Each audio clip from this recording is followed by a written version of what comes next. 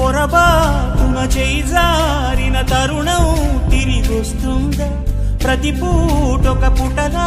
తన పాఠం వివరిస్తుందా మన కోసమే తనలో తను రగిలే రవి తపనంతా కనుమూసిన తరువాతనే పెను చీకటి చెబుతుందా కడతేరని పయనాలెన్ని పడదోసిన ప్రణయాలెన్ని అని తిరగే ఛాయా చరిత పుటలు వెను చూడక ఉరికే కథలు తమ ముందు తరాలకు స్మృతుల చితులు అందించాలా ప్రేమికులు ఇది కాదే విధిరాత అనుకోదేం ఎదురీత